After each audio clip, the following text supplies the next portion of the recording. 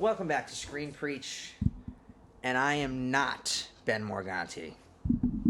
I'm Ben Morganti with glasses and a black jacket on. That's it.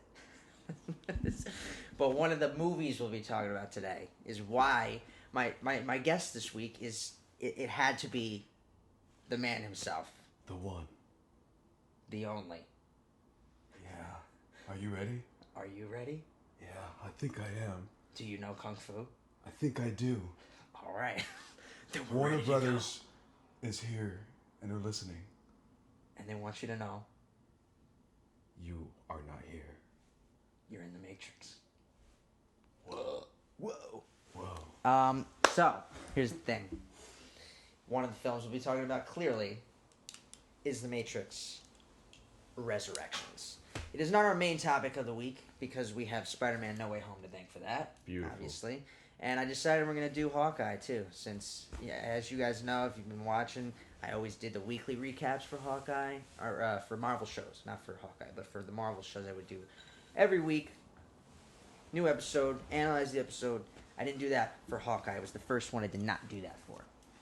But it was over the holidays as well, since it was a holiday show. It hit the holidays. And everything, so it was a weird timing, but I was, timing. And I had also changed my format by then, where I wasn't doing it every week. Oh, that's so like I was taking like 3 weeks off in between stuff and all that, and like whatever. It just didn't get around to it, so it's perfect. And I figured I'll do the same thing for Book of Boba Fett. You know.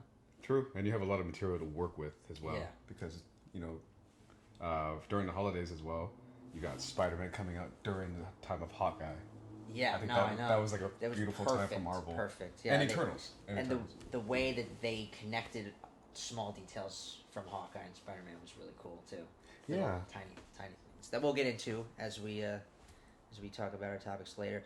But first, how you doing, man? I am having a great time so far in 2022. Yeah. So far, movies have been okay. They've been good to you. They've been good to me. They've been good to all of us. Yeah, the past few years, it's been kind of rough. I get it. Pandemic movies have been kind of different in the qualities. Mm-hmm. But I feel like they're getting better with this timing these directors have. Yeah. And I think that's what made Eternals great. That's like just having more time to work on it or think about it. It's amazing how many filmmakers actually said that they had that situation happen to them, where they were ready to film. Mm-hmm. They got a week in, production shut down because of COVID, and then they had to literally just sit around and think about the movie that they don't get to work on. And it changed a lot for a lot of people. A lot of changes occurred for a lot of different projects. That's what my question was too, with The Matrix. Was this filmed during the pandemic, or was it already being filmed prior? I think this was being filmed right at the end of like 2020. Maybe? Okay, so or mid 2020. I'm not sure actually, because I remember. Right? Yeah. I should have maybe done my research on it. No, I mean this is what happens. I get here, I sit down, and I just spew, but I don't know. I don't have any facts. I don't want to throw us off or anybody, but. There is a movie that out there that has not been out, and it feels like it's taking forever to come out. Is Top Gun, Maverick? So we just keep seeing the trailer for it, and we're like, is that ever gonna come out? Yeah. So I feel like that's what's happening. Like you anticipate the movies, you want to talk about them, but they're taking forever to come out. And the delays and the delays and the delays, yeah. And then now having delays for things is it's so stupid to me. It's very borderline idiotic. Yeah. Don't get me wrong about the pandemic. It's all real, whatever, but it's getting ridiculous. Yeah. To delay something now in 2022. The big one was obviously Morbius. Yeah. It didn't make sense to delay that movie at all. And don't think you're fooling anybody, Sony. We know exactly what you're doing. You have Spider-Man No Way Home kicking ass still. You're like, we're not going to release Morbius at the same time as Spider-Man still kicking ass. But we love you. That's really why they did it. But we love you. It has nothing to do with Omicron. You're not fooling me. What are we drinking here? Godfathers. Yes. Cutting to the chase. Godfathers. Love it. Let's cheers to a better year all around, not just with movies, but Yeah, that's beautiful. 2022, Okay. a better fucking year, please. And to all of you watching, I hope things go good for you as well. Because we're going to need this. Yeah. Happy 2022, my friend. We need good conversation. It's so rude of me to Good, slurp. you know. Oh, that's good. You're welcome. That's good. You did good, kid. Dave the bartender is what I used to go by. But, thank The you. kid is what I seem to call you a lot for some reason. You're welcome, Dad. It's good to be back. No, I don't mind you're that. older. I am a year older, yes. But Yeah, you're like 20 years older. It's in the Matrix, we don't age. Yeah. 'Cause remember, we're in the Matrix right now. This isn't real. What they- you just drink isn't real. Yeah, that's true. It's amazing. It's like that scene in the first one where you're eating the steak. I was about to say that. Yeah, Yes. Yes. I can taste what I wish I knew the whole thing. Just go. That's what's his name there. Ralphie. Yeah, Ralph from Sopranos. Joe Pantoliano. Yes. He's Pantaleones. Pantalones. Pantalones. Yeah, Pants. Yeah. Joe Pants. Joe Pants. He does go by Joe Pants as well. Does he? Yeah, on his social media. I did not know that. Yeah. Isn't it funny that he was Ben Urich in Daredevil? It's funny that he's. Yeah. No, he wasn't. Jon Favreau was. Oh no, he was Ben Urich. Jon Favreau was Foggy. Foggy, yeah, yes. yeah. Okay, I always. That's funny too. That's right. That's also funny. That is funny. I heard they're doing a lot of. They're really teasing a lot of this multiverse shit. It's bringing people anyone they can. Anything can happen. And they literally can. Anybody they want, which we will talk about when we talk about Spider-Man, of course. Spoiler filled, so if you haven't seen it yet, you know the drill. Yeah. If you haven't seen it, which by now, if you haven't seen it, where the fuck have you been living? What rock? Where can we find the rock? We need to get it off of you. It might be suffocating you, crushing you by now. We'll be there for you. Just call the number at the bottom of your screen. Oh, we're not doing that one? No, we're not doing that. Oh, sorry. But yes, Spider-Man, Spider-Man, Hawkeye, and Matrix are our topics. And we'll talk about all of them in the name of the Godfather, the Son of Odin, and the Holy Jedi. And the Matrix. You know what else is really funny? Is you haven't told anybody who you are yet. That's the mystery, man. Just kidding. No, He's not really John. He's not really Neo. He's not Keanu Reeves. Okay, I lied to you. I am Wish app. Just kidding. No, I am. This is really a big deal because to publicly, be you. Yeah. Just claim your identity 100%. Go for it. What's your name? I am Dave Farrow. There you go. Upcoming voice actor. Also working on a cartoon. I've been working on this cartoon for about 4 years now. Adult animation. Yeah. And I feel like the world needs them more than ever, since it is kind of going. I mean, you know what I mean. Like it's. Go ahead. Yeah. No, I'm saying like adult animation right now. I feel like it's not dying, but it's everywhere, and none of it is sticking around too long. You know, like which one's Bill Burr's cartoon, F is for Family. Yeah. It's already ending. It's like, dude, it felt like it was only 2 seasons for some reason. It was like 6 or 7 though, right? Yeah, but look how long it felt. You know. Yeah. You know, same like they're just throwing these shows out. Simpsons, I felt like they knew how to slowly pace the work, and when they end their season, that's the bang. Like with Who Killed Mr. Burns. Mm-hmm. That was the major influence on me.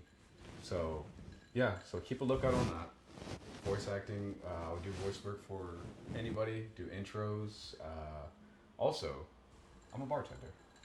Made by me. Yeah, these are made by you. Yep. That's Very good job. Thank you. But yeah, I mean, dude, to work on anything over a long period of time and really put all of your all into it, all of your heart into it. That's one thing I could say.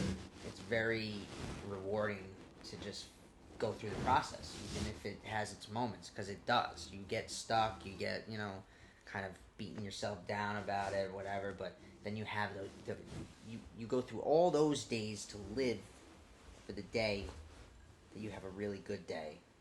You write something that's like, nice, I wrote that, that's good.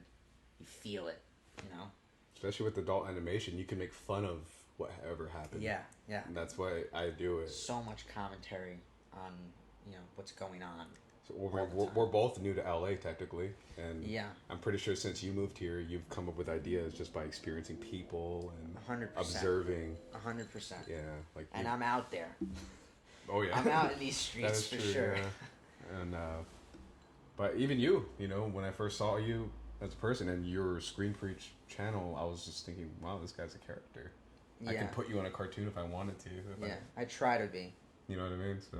Or I don't try. Be careful, because I might. Very natural. Be careful. I keep an eye out as well, because there might be a character. You never know. You never know. You never know. Let's leave the Matrix. It's kind of hot in the Matrix. Yeah. So. I mean, we had to go. I had to. It gets hot in here. I can't turn the air on when we're recording. We don't need extra sound. You know what I mean? We don't need another fucking sound. Well, we don't want people to know that Screen Preach Studios is warm. It's comfy. We don't want people to know that BMS Studios. Oh, BMS. Oh, yeah. Is actually just my apartment. You guys did not know that. There's no way. I was trying to go the other way with that one. No, it is cozy. You were trying to say that it is a legit studio. Yeah. It's not warm in here. It's cozy.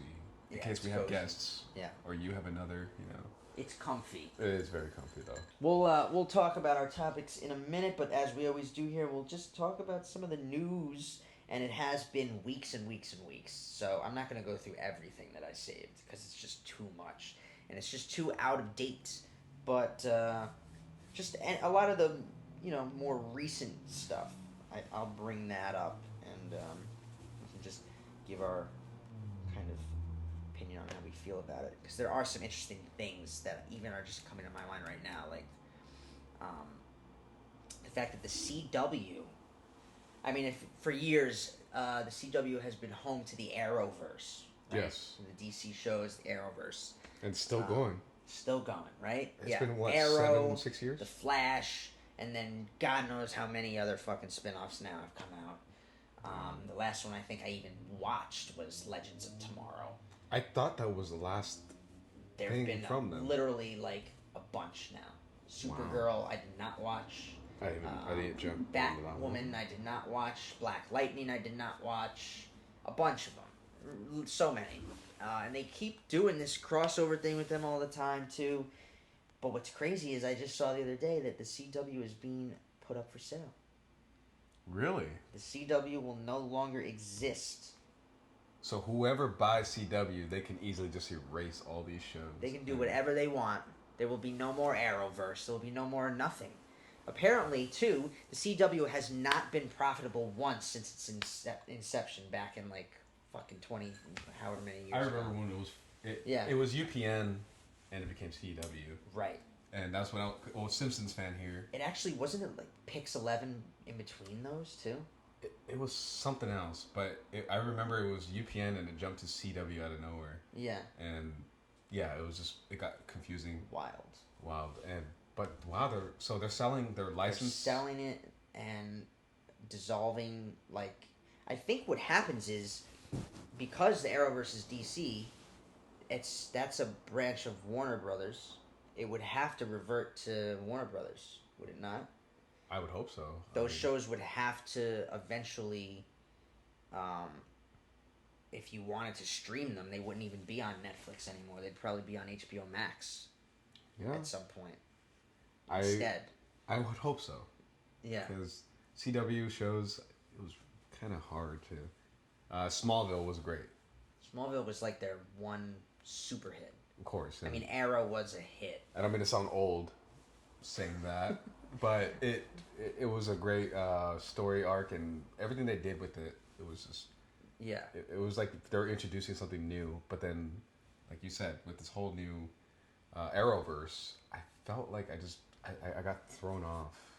And But if you watch Arrow, Stephen Amell's Arrow was great, and nothing else, and just take it on its own, it's probably the most digestible. I thought The Flash was good too. That's the thing. The Flash ended up being the better show over time. Yeah. The Flash is the best of all the shows. I agree. I mean, I haven't seen past The Flash, so I don't know what I'm saying, honestly. Wow. But there's no way that there are better ones than that. That one is their best show, The Flash. Arrow had this kind of like, it hit a peak, and then it started to fall off a little bit. It didn't exactly resolve the best way or the way people wanted. But I just thought it was interesting that CW is actually not going to be around it at all anymore. Bring back UPN. And you're a cable guy, too. I am a cable guy. That's You what actually have cable. I am one of the few, man. Yeah. I have cable. Other than people's moms. Hey, but reruns of Seinfeld when you can't sleep, it's just right. I know, but I can throw And QVC. that on Have you Netflix. seen QVC and what they sell on there, man? It's kidding. Dude, fuck. No, cable is great though, because I am keeping myself updated with, like, say, movies that are not being, say, presented as much because they're being overwhelmed by Marvel films and all that. Mm-hmm. Like Nightmare Alley, that's one movie that's out right now. I feel like that needs to get some attention because it's a great book. And it's just on cable? No, you're seeing, like, Tonight shows and all that. They're talking about, they're promoting that movie. But you could tell they're trying to push that because Spider-Man No Way Home is the movie to see right now. Yeah. Like you said, you better have seen it already. Yeah. It's so hard for these other outlets to really make their money. Yeah. You know? It's amazing streaming's able to pull it off the way they do. It's because of how popular streaming is right now. If it wasn't as popular as it is, these directly to streaming movies it just wouldn't hit quite the same way. The box office is always so key, you know? That's where I could say Warner Brothers are very good at what they did. Their platform, their strategy during COVID was the smartest of anybody. Look what they did with Matrix. Yeah, Just putting them both out in both places. Mortal and Kombat. People who, like me, need to see certain things in the theater are still going to go to the theater. Yeah, and you're still going to watch it at home as well. You're still going to go home and watch it again. But that's the good thing though, because then you could see things that you didn't notice in the theater. Exactly, So, and you don't have to pay for another ticket. That too. And thing. You don't have to sit next to somebody. Yeah. You know that one jerk that's writing notes during the movie? No, I don't. Does that happen to you? Somebody never. What are you talking about? Never. No, I was the guy. I was always the guy writing the notes. I am sometimes. I admit it. No, theater is good when it's not like a big movie like Spider-Man and it's so packed that you got to sit next to everybody. That's an experience. But it's an experience because of the theater experience, it's the energy in there. It was, that's why I talk about this when people were shitting all over Black Widow, and I couldn't understand why people weren't liking it as much. When I saw it a second time, I understood on my own. Because when I was in the theater with all these people, the energy was so great for that premiere. It was the first time back in the theater. Theaters had just opened up again. It was the first Marvel release after COVID. It was this whole big thing, and the theater was packed. Kevin Feige came and said hi to everybody before the movie started. Oh, wow. Yeah, it was cool. Oh, sure. And then everybody was just so into the movie that, like at Spider-Man, like the clapping, the cheering, like that can really bring a whole new element to the experience and make you think like, wow, this was just such a great fucking movie, That's interesting. So Spider-Man probably isn't as great. Well, that's different. Don't say that. That's different. Spider-Man was fucking beautiful. So Kevin Feige actually came out and introduced... Yeah, that was a surprise. Did he explain anything about the movie, or he just said... No, he just was like, so we're back, because it was like being back in theaters for 7 and all that. And he was like, finally, here we are. So glad. Thank you guys. And like that was it. But it was definitely like a big deal. Like just that he came out. Nice. Like he was standing right there. Like he was right there in front of you. Right there. Yeah, I don't know. It's like Chris in Sopranos when he saw Jon Favreau right in front of him. That was you. Not quite. No, almost. Jon Jon Favreau. Jon Favreau. Jon Favreau. I have trouble saying his name. I say Favreau. I say Favreau. But I used to say Jon Favreau. I don't know. I mean, John Swingers. John Swinger, Favreau, you know. Hey. There you go, John from Swingers. I don't really see you as Joey Gallo. I mean, I'm quarter Italian. Great show. I'm glad you maybe. Yeah. You recommended that show. You finally finished it too, and late bloomer. How did you feel? I always like to ask people, how did you feel about the way it ended? Okay. I admit I'm one of the people that got too attached to Tony, and I did not want to imagine that his fate was that. You know what it means. I know what it means because they said it in like the season before. Sal says you don't even hear it, so. Oh, good foreshadow! Notice on your part. Yeah. Wow, that's true. Sal said that you don't even hear it, and I don't want to say any more for those who haven't seen it. That's a great. Wow. Yeah, that's a direct fucking parallel. For those who haven't seen it, keep that in mind. I never linked that. I always said he dies because of the way it's shot. You can tell by the way it's shot. Right. It was obvious. It's his perspective.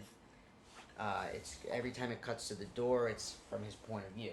And the last time it's supposed to cut to the door, it cuts to black, which tells you the last thing he saw was black. It was black. But that is a great little pickup on your part. I paid attention. Foreshadow. Did my homework. Yeah, it's very true. I was that jerk that was writing notes. Speaking of the CW, this has me confused. They're doing a John Diggle-led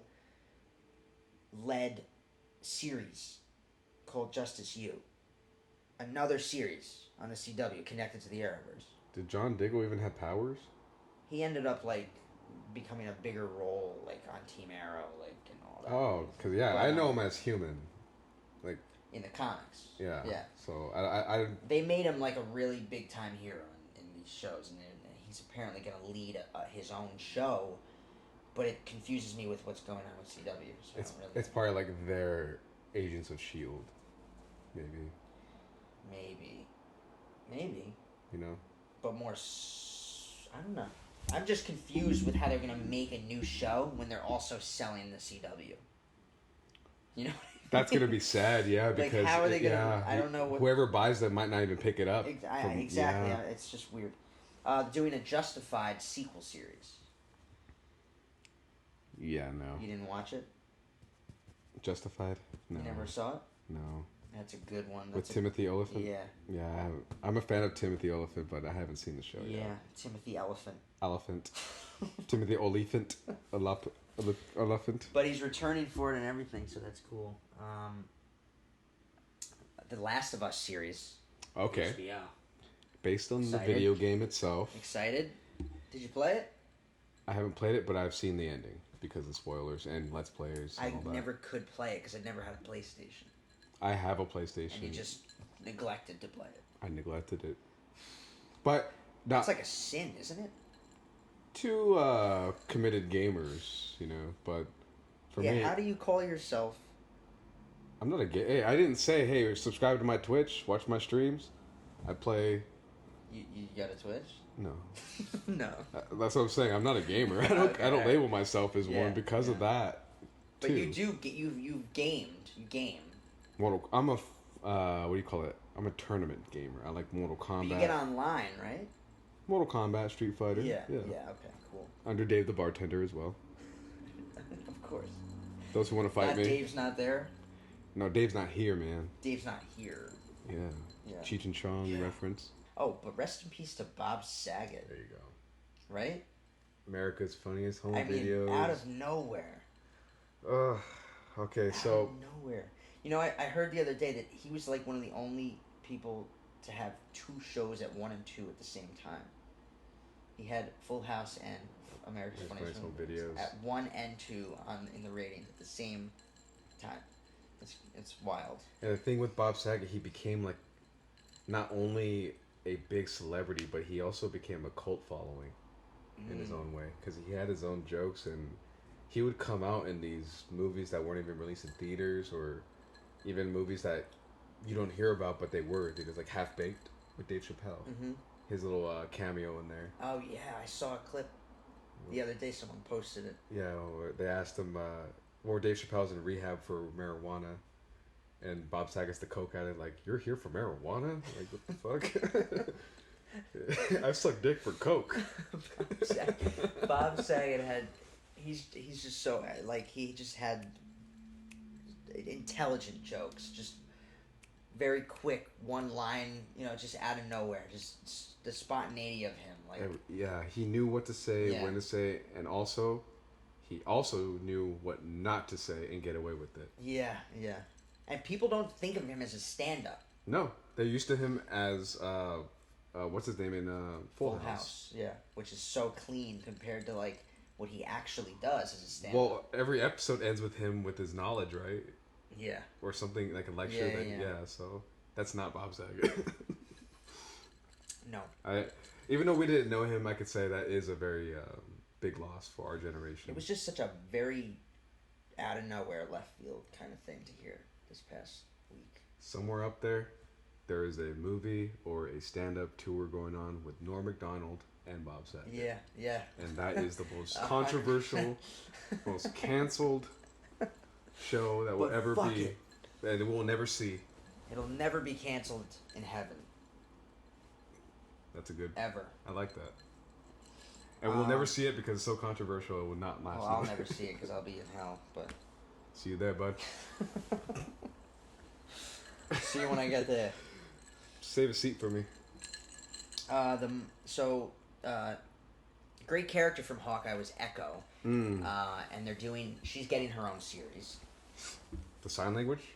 Yes. Yeah, okay. On Disney Plus, she's getting her own series, and they hired 2 writers, one from Punisher and one from Daredevil. Nice. To be in the writer's room on that, so that's very exciting stuff. Were they involved with Hawkeye at all? The Netflix writers? Yeah. Just the fact that Kingpin. I don't think that room. Involved. I don't think that room had any of them.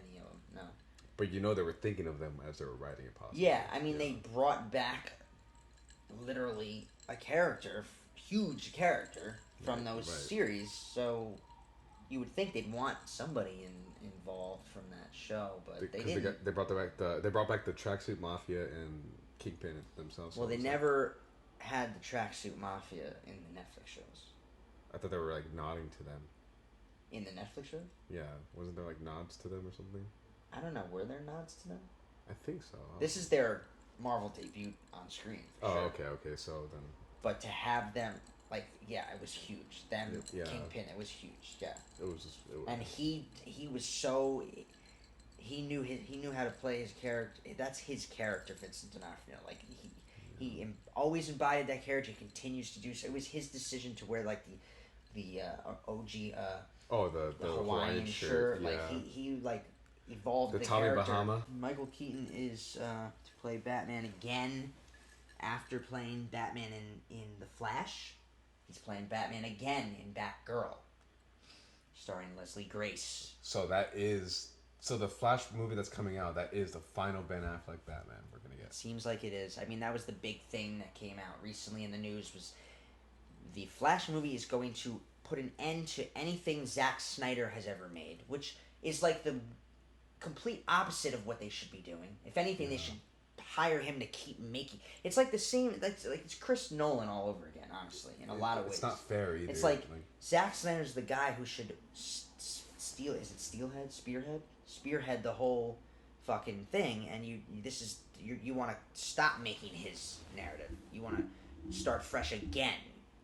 I mean, you're just all over the place, Warners. I don't know what you're trying to do. People keep complaining about the multiverse in Marvel and how it kind of allows them to do whatever, and it's too much now. It's I'm okay with a universe, but not a multiverse. But let's be clear. They've been hinting at a multiverse very delicately since Doctor Strange in 2016. They've been hinting at a multiverse. Was it Doctor Strange? Doctor Strange was the first time a multiverse was ever even mentioned. And that was that was 7 years ago. Oh, I can't believe 6 years ago. Well, that's still a long time. Yeah, but that was the first time they hinted at it, and then to say that Spider-Man No Way Home threw a multiverse at us is completely wrong, because they're coming off of Doctor Strange, being the one who can do it, and then on top of that, Spider-Man Far From Home, the one before No Way Home, which happens right before chronologically, because it picks up right after that. Yeah. So they're basically like one big movie, if you want to think of it that way. That also hints at a multiverse, because Quentin Beck's character makes up a story that he's from another reality. That's right. And so narratively it works, because right it after was fake, though. It was fake, yeah. but then right after that, Peter learns it's real. Immediately okay. after. Yeah. That's true. In No Way Home. So that was cool. And then Loki literally is the show that... Oh, the variants. Right. Opened it up. Literally the multiverse was opened up. Like that, with that sound too. Opened up. Loki. It opened the multiverse. only comes out of the bottom. So doesn't go back in. Don't tell me Marvel doesn't know what they're doing with the multiverse. They know Pandora only comes out of the box and not back in. The monkey's out of the bottle, man. Yeah. I love the... Okay, but DC, I don't know what they're doing. But did DC bring the multiverse thing first? Or They did. Yeah. They did. That was my issue. Through TV. Oh, that's right. It was not in the movies. Whereas Marvel, through the movies first, opened it up still on TV with Loki, but... Yeah. They just somehow have this flow that DC can't seem to... They have a rhythm, Marvel, that DC can't seem to fucking find. Yeah. I love a lot of their shit, too, which is why it's so, like, conflicting for me and any fan when it's like they do stuff like this, where it's like, well, now we're going to stop this and start this. This doesn't exist anymore. We're going to start fresh here. We're going to do this. And it's like, yo, you're all over the place. Just fucking... Just take your time with it and just build it slowly and just, I don't know. Well, that's what happened. When Marvel's Avengers came out, I felt like DC felt pressure. They were like, oh, shit, we need to 100%. We need to get Justice League right out there. 100%. Yeah, so that didn't help, but yeah, you're right. They should have waited on that Justice League movie. They could have, 100%. That was the biggest mistake. Step by step, yeah. They needed to have a movie for every character first. The Flash movie that's coming out is the first Flash movie. It is. What the fuck is that? Ezra Miller, Ezra Miller's Flash is great. What the fuck are we doing? Cyborg doesn't have a movie either. He's not getting one either. I think he is. I thought he wasn't, that because of the controversy he had. Oh, yeah. So, yeah, that's even worse now, because I would love to see a Cyborg movie. And the way that they've framed it all is anything you see that's different is just a different reality. Okay, cool. Marvel's doing the same thing, where anything we've ever seen before the MCU or during it that wasn't in the MCU is just another reality. The difference is those movies have the MCU to come back to as like the gravitational pull that pulls everything together nicely if they want. And it works so well already. We just saw it in Spider-Man. It works. It just works immediately. DC doesn't have that gravitational pull. You know, it's funny too that people accepted the Arrowverse is going to be that. It's funny. Okay, it's kind of, similar to the Arrowverse situation. People will accept multiverse, right? Because they did already actually before No Way Home was with the Miles Morales one. That was multiverse. Yeah. People fucking loved it. Like, yeah. Whoa. They love the Spider-Ham. One of the best Spider-Man movies. Spider-Gwen, you know. One of the best Spider-Man movies. Yeah, so I think that was the test. And then No Way Home. We always knew that they were doing this. It was their live action. Yeah, yeah. And that's why Spider-Man Into the Spider-Verse, even though it's animated, technically exists as much as anything else does. It does. You can literally that's why Marvel and what they're doing, not Sony, but what Marvel's doing with their animated content too is so connected as well. Like What If, their animated show this past year on Disney Plus is literally as connected as anything else, because the trailer for Doctor Strange 2 showed us the evil Doctor Strange, and the evil Doctor Strange made his debut in What If, an animated show. So to think that Miles Morales having his debut in animation doesn't mean that he could show up in live action and be the same character you met in Into the Spider-Verse. Let's cheers the fact that the Marvel gave that responsibility to the Sam Raimi. Oh my god.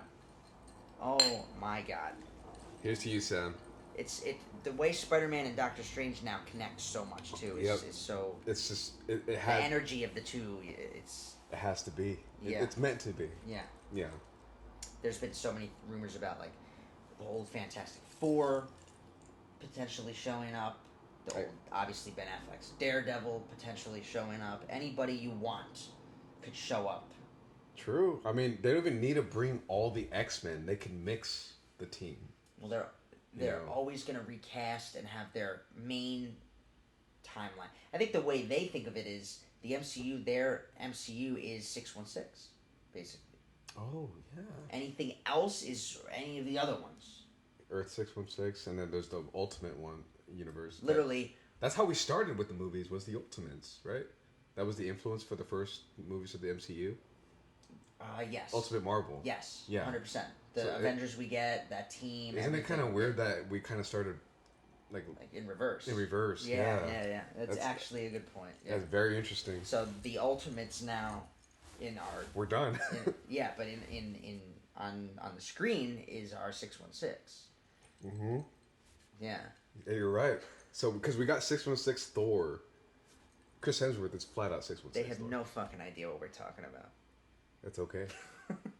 We're going too deep into comic nerd shit here. And so we're going to talk about Hawkeye first. In the name of the Godfather, Son of Odin, the Holy... I don't have to say that every fucking time. Anyway. All hail Hawkeye. Yeah. It's about time that, Clint Barton got his day in the sun. But more than that, we got an introduction to a new character, MCU debut for Kate Bishop, played wonderfully by Haley Steinfeld. I mean, just so good, just so good. I mean, that opening alone, you could feel you just felt the whole motivation behind the character immediately in her eyes, just as a little girl. She's just who she's going to become. She was a hero. She was always a hero from the start. Kate Bishop. Kate Bishop? Yeah. No, I think she's gonna be one of my one of my favorite new characters. She was actually so at first I could admit she was a little obnoxious as they introduced her, but I get the point of that. I get it. She is a rich kid. Exactly. That's what I'm saying. She's supposed to play a snob that's supposed to be here. Yeah. But I did enjoy that she came from Transformers, True Grit even. That's where I know her from. She's a very good actress, honestly. True Grit was the first. Yeah. Yeah. Same. Yeah. I think for any of us, that was the first. I think they took too long to bring her into the MCU. Like, it's about time they brought her in. Yeah, and they had been hinting at her playing that character for a while. Kate Bishop? Yeah, they were... I knew who Kate Bishop was in the comics. Oh, yeah. Yes, But I'm saying they were hinting at Haley Steinfeld playing the character. Yeah. For a while. Oh, shit. And then finally they did it. I love when that happens because Marvel has done that before, where the fans have wanted somebody to play the character, and that was me with Hawkeye in his first appearance in Thor. Yeah, I was so happy that it was Jeremy Renner. Yeah, because it was fresh off of Hurt Locker. Yeah, and wow. Yeah, it's great when the MCU debuts of characters. That's my favorite, is when they debut in something else that's not theirs. I love that. I know that this was Hawkeye, and in a lot of ways Clint Barton's the protagonist, but in a lot of ways he's not. Kate Bishop is the protagonist. So this was very much her show as much as his, so it's a little different than what I mean, but I mean that's great too, but I also love when Spider-Man and Black Panther had their debuts in a Captain America movie, or Spider-Man in Civil War. That's right, yeah. That's what Oh, you just said that. literally just said. I literally just picked up. My mic almost fell as you said that, and that's why I picked it up right now. But My yes, fault. 100%. My fault. 100%. I slapped myself on the face in that one. But also like Clint Barton in Thor. Yeah. Or Black Widow in Iron Man. That was pretty cool in Iron Man 2. Yep. Yeah. And then more recently, even there's been a lot of scenarios like that. Same with Nick Fury in Iron Man. Nick Fury in Iron Man. But even bigger characters. What was the last one that I was really I really loved? That they made their debut in someone else's. What am I thinking of? Hold on, it'll come to me. Wait. I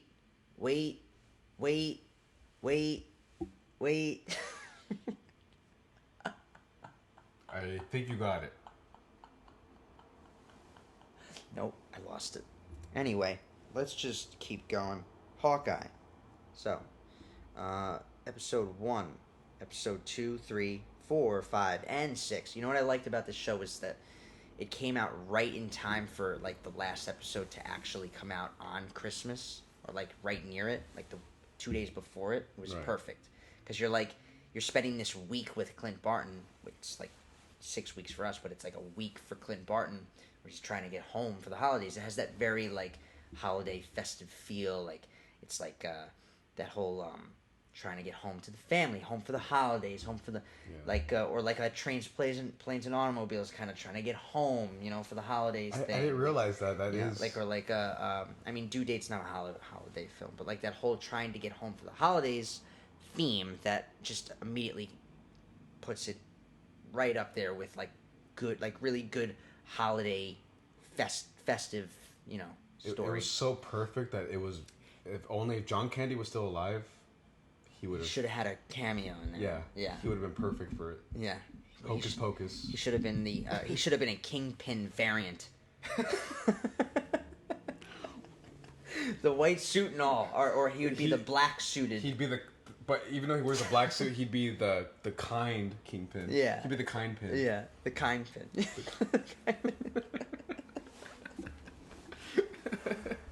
Oh my god. Yeah, he would. I mean, okay, yeah. So obviously, there's that. Obviously, the big thing that happened in Hawkeye was the return of a Netflix character. We've been saying it the whole time. Vincent D'Onofrio, who played the villain Kingpin in Daredevil, returns as Kingpin in this show. He's the same character. They've confirmed that a million times over.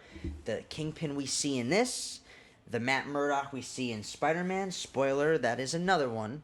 Whoa. You jumped. Forgetting something. I'm going to stop you right there. You got ahead of yourself. It's not the Kingpin, because this Kingpin is not obsessing over Vanessa. Yeah, but it's him. Yeah, of course, but it's not Vanessa. Yeah. Episode. the big thing about it was the confirming that it is Wilson Fisk that we've known. Yeah, the one that introduced us to. Yes, it's not a variant. Is the point? Thank God, because that means it doesn't work for the Netflix characters. They can't be variants. It doesn't work. There's no way. They have to be the same. They have to exist in 616. They got to exist in this reality. 616. Yes. This is the Kingpin, the Daredevil, any of those characters that we met in the Netflix shows. They're the same people. If we ever see any of them again, they're the same people. They're not variants. They're not from other realities. They're not from other universes, like other Spider-Mans that we meet and such, of course, who are from other realities. With perfect decision making on the part of the writers to do that. For Vincent how do you say his name? D'Onofrio. His Kingpin, like I said before, I like his mob boss kind of thing he got going, but also he's very ruthless in the Daredevil one. In this one, I think they focus more on what his abilities are, like his supernatural ability. Yeah, he's a lot stronger. Yeah, there was this something about him. The thing about bringing him back and it being so mysterious the whole time, and then even when you meet him, there's a subtlety to what he can do, who who he really is in a way. It just opens up all the questions for anyone who's seen him in the past. Like, okay, what happened in the last 5 years or whatever since we've seen him, right? Yeah. Where's wow. Vanessa? Wow. How did he get out of prison again? Why is he kind of working in like this lower kind of level fucking element of crime? Why is he not like this big time mob boss? It's kind of a little bit. Well, he has Echo doing his work, kind of thing. Yeah, but my point is the scale of his empire seems exactly. Yeah. And I wonder if that just is a natural intelligent decision on his part to kind of stay out of the spotlight, to kind of go in the opposite direction of what he's always done. He's always been that in the spotlight, I'm for the people, I'm very manipulative kind of villain, whereas now he's kind of taken a step back. He's more in the shadows. You don't really know about him. He's very hidden. It's different. It probably benefits him more to go this direction. I think that's more comic accurate, though. It is 100%. Yeah. Yeah. So, he is the Kingpin. When you hear Kingpin in movies or anything, it's always a guy you hear of. They never introduce him right away. They always say, you ever hear about the Kingpin? He's the Kingpin. Yeah. So it's a moniker. Yeah. Yeah. Exactly. So a very powerful moniker. I think Hawkeye strikes fear. Yeah. Hawkeye literally did that with this character. Yeah. So of course they toned him up a little. They had to. Yeah. But you still feel the presence of the same Wilson Fisks in a way that you knew, not Fisks. In a way, that's this talking. In a way that you've always known. They did a really good job, but most of all, it's Vincent D'Onofrio just bringing the character to life again. He was so good at hiding it too. Yeah. Oh yeah. Yeah. They all had to hide it. Any of them had to hide it. And when I say just the fact that was like what we were saying about having Spider-Man and Hawkeye come out so closely together. There was a lot of little details about the two that connect them. They kind of happen around the same time a little bit. There was the whole Statue of Liberty climax in Spider-Man. Yeah. Which is it has a Captain America shield being built on it. That was interesting. That's the also a subtle shield? nod. It's a subtle nod to like just how big of a kind of martyr Steve Rogers has become. Yeah. They made Tony Stark a martyr, of course, in Spider-Man and whatnot, but I suppose Steve Rogers is as well. And his sacrifice, as much as Tony's sacrifice, it has such an impact on the universe. So it doesn't surprise me that they would want to honor him like that. And then make a musical where it's called Rogers. That was the funny, musical. Interesting. We also know that the Statue of Liberty climax is another kind of nod to X-Men. Yeah, 2000 X-Men. Good times. That's just an overall fucking giant nod to. If they really wanted to nod X-Men, though, they would have the piece of the crown missing. Yeah, they would. When Yeah. Wolverine did that spin thing. They're taking an extra step, just an extra step that we would have loved to see. I'm sure. Yeah. But anyway. But there was many nods. Also, I mean, I don't want to go too far, but No Way Home, that ending, you kind of do see the same shot from Hawkeye and the ending of No Way Home. Christmas tree. If you want to give you a little hint. Times Square, I think.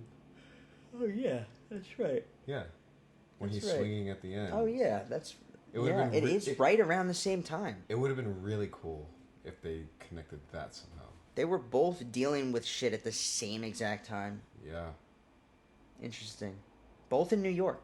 Both in New York as well. Yeah. That's why it was so important to have the other connection. Was we have Wilson Fisk being reintroduced in Hawkeye, and we have Matt Murdock's Daredevil being reintroduced in Spider-Man No Way Home. Literally right at the same time. It was perfect. I didn't realize that's how you pointed it out. Yeah. Wow. That was the other little connection. And it just all the questions, like where I have so many questions about Wilson Fisk. I have so many questions about Matt Murdock. Like, does he know Wilson Fisk is active? Does he know these that he's things? out. Yeah, prison and shit. And where's he been, and what's he been up to? I know that I'm sure that It's Murdoch. It's Nelson Murdoch Page, which is where they left it at the end of Daredevil. Yeah. They have their own. They have they're back to doing their independent law, I'm sure. But also, the biggest question I always have for the Netflix characters is going to be: were they snapped away or were they not? Oh, that's right. During Thanos' snap. Yeah, that's 5 years of characters either being here the whole time or not. Clearly, Hawkeye was here and had a run-in with Kingpin, which tells me Wilson was here. Yeah, because Hawkeye was mentioning him to Kate Bishop. Yes. That As the Ronin. As the big man. Yes. Yeah. He knew the Tracksuit Mafia already. Yeah. All of that. That was bad. As Ronin, Hawkeye, Clint Barton had a run-in with Wilson Fisk. But that's why they tease it like this. It'll all get answered in time. Yeah, I'm looking forward to that one. And then Echo's a great character who gets her debut in someone else's show. In Hawkeye. Mm-hmm. First deaf character in the MCU. Yeah. There was a lot of progressiveness this past year with Eternals too. A lot of firsts for Marvel. But they did it well though. They did it. They do it all well. They did it really good. But yeah, Echo, she's really good. Honestly, she kicks ass. Would you say she's the villain? She's not a villain as much as she's an antagonistic force. Okay. She's not the antagonist, but she's an antagonistic force, meaning she gets in the way. She's an obstacle in the way for our main characters. But it also, while given her own element of, purpose in the story, and she has a lot of every character seems to have a good deal of depth to them. I was about to get there. I was wondering when we can talk about Jack. Is there anyone not fleshed out enough? Is it Jack? I think it's Jack. He's not fleshed out enough. What makes you say that? Is it that we don't really know if we don't really know if Jack is Jack? That's what I'm saying. Like, who did we really meet, and who is he really? Who is this guy? Like, what is he hiding? What is he really? So maybe you have comic background to go off of for me. Well, I was thinking half and half on that, perhaps. Jack, in the comics, if I'm correct, don't quote me on this, please. He's the one that trained Hawkeye, I believe, or he worked with Hawkeye before. So they might have met beforehand, like you said, like with him and Kingpin. I think Hawkeye knows who Jack is. Or he might, if MCU is doing it. You know what's interesting about that is that weird introduction they had. Hawkeye didn't exactly know Jack Dufresne. No. But does he know some alias of Jack Dufresne? Maybe. That's a yeah. Right? So if he is somebody else in the shadows and he trained Hawkeye to be the Ronin, maybe, or something like that. Jack knew something about the Ronin. Yeah, he was very obsessed with it. Yeah, and that sword during the sales. Knew how to fight. Definitely. Sword fighting. He allowed this light kind of humor to mask something, though. He's definitely not 100%. Yeah, his cover is Family Man. Yeah. Or, single rich man. Looking for family. Single rich man for a time, and then Family Man. Yeah. Well, he's trying to be a family man. Trying to be. Because when you're rich and famous like that, you don't know what to do with that money. You're lonely. You need someone to spend it with. And then there's a lot of theories, too, about who Kate Bishop's fucking aunt is. Because, they keep spending all their time at this mysterious aunt's apartment. Who is the aunt? There's theories that her aunt is Allegra Contessa Valentina Allegra Contessa de Fontaine, who played by Julia Louis-Dreyfus in Falcon and Winter Soldier and Black Widow. Okay. She has been recruiting characters secretly behind the scenes. She recruited John Walker in Falcon and Winter Soldier. She recruited, she recruited, I don't know what she actually did with Yelena, but we'll talk about her too. From Black Widow. Yeah, the new Black Widow, the sister of Natasha. But at the end of Black Widow, the post-credit scene, that Julia Louis-Dreyfus, who plays DeFontaine, shows up and basically puts Yelena on the trail of Clint, making her think that Clint was responsible and all this and that, and then that was a weird thing too, because it seemed like Yelena was just out for revenge, and then we find out she was hired actually by Kate's mom. But was it you that mentioned that she might not be aware of what really happened in that other world that Black Yelena? Widow? Yeah. Yeah, no, she didn't, and that's why the final confrontation between Yelena and Clint was so powerful, because I knew it was coming. Like, she would have to accept that Clint is not responsible for this, and that in fact her sister actually just is a hero. Yeah, she jumped. She sacrificed herself for everybody. She saved everybody. It was a really powerful moment, and Yelena showing up again in this was so fucking perfect, because if we hadn't seen her again for a while after Black Widow, it probably would have not dragged. Yeah, it would have not been as impactful of a return for her. She shows up in the same year as Black Widow came out. She's in 2 projects back to back in the same year. It was great, and she's just fantastic. I love her. I love her as the character. She's so funny. She's so likable, and I can't wait to see her. I really hope that she really does a lot of soul searching in the next however long, and she finds herself and really. I think for her character, the MCU adaptation of this character, it has to be like a kind of her figuring out what her moral code is going to be. Because in the comics, isn't she kind of bad? She's like an anti-hero. She's not always anti-hero. Good. Yeah, she's not always good. She's nothing like Black Widow. Yeah. Personality-wise. So I'm just wondering if maybe after this heart-to-heart with Clint, she can start to find a better path for herself. Here's the thing I noticed too. Following Natasha's footsteps. What they're probably gonna do, they'll probably step with that, but they're gonna jump it onto, this is Kate's villain. She's the best fight for Kate. But I didn't get that sense that they're going to be enemies. In fact, I saw it every time they had an interaction. That's true. It was like funny. As the new Hawkeye and the new Black Widow. Clint and Nat, Kate and Yelena. Yelena, yeah. That's true. It's kind of what I felt. And it makes sense for the... And their chemistry was great, too. So... Spot on. Spot on, yeah. Spot on. That whole elf nod, too, with the elevator. Oh, so good. That shit was funny. So funny. So, it was I great. love it. I'm going to make mac and cheese. I'm hungry. Are you hungry? Do you keep saying my full name? Because I love it. All the little one-liners. Those one-liners, yeah. And they work so well together. They're funny together, so... Yeah. But it makes sense for the MCU to go this route with the character, because in the comics, she's not even Natasha's sister, right? In the comics? No. She's not. They just work together in the comics. In this, they actually grew up together.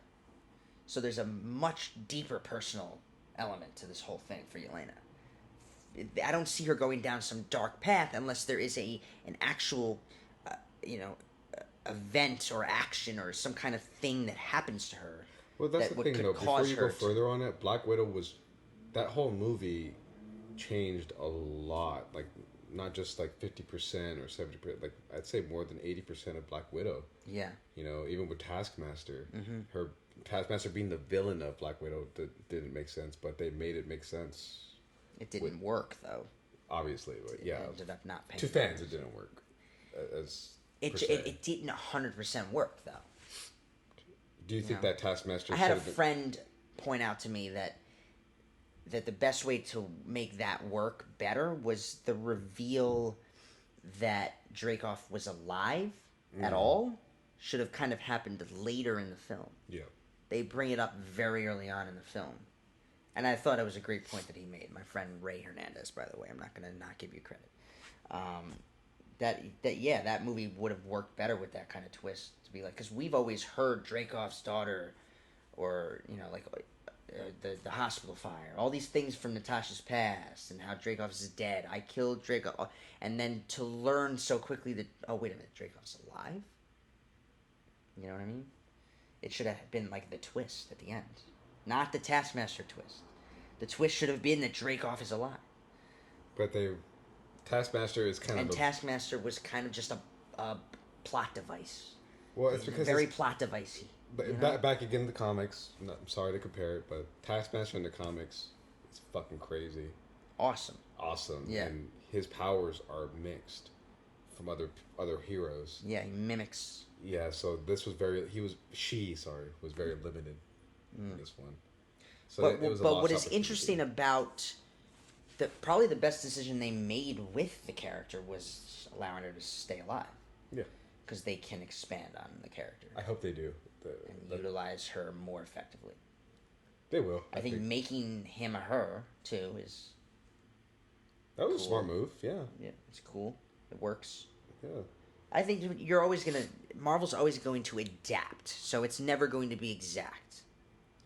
Ever. Yeah. But when they pull something directly from the comics, it's awesome. So, of course, spoilers for Hawkeye. At the end, Echo is in a face-off with her quote-unquote Uncle Wilson Fisk. Beautiful. And just pulled right from the comics. Yep. Pointing that gun at him. And literally the line was the same line, too. That was from the comics? Apparently it was the same line. We need to stick together now or something, he says. And then we get an off-screen gunshot. If anything is ever off-screen, don't count on it to be 100% reliable. I do not think in any way, shape, or form either of those characters are dead, but something happened there. I was worried you were going to bring that part up because I hate when they cut off screen. What do they call it? Just off-screen. Just off-screen gunshot? There's a word for it, I bet, but I don't like that certain times. It's just happening off-screen. Okay, happening off-screen. Yeah, I'm not a fan of those because it can lead to sometimes cancellations of shows. I feel like I forgot what show it did that, but it's a big cliffhanger.